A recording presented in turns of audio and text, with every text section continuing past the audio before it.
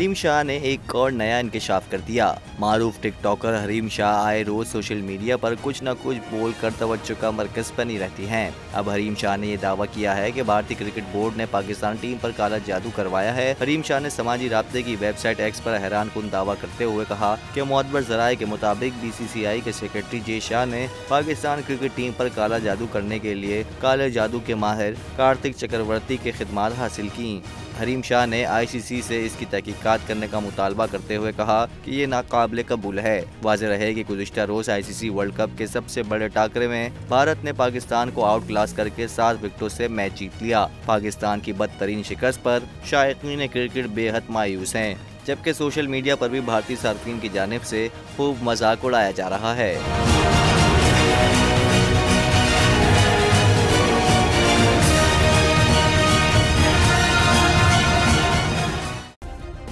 Subscribe करें और bell दबाएं ताकि कोई खबर रह न जाए।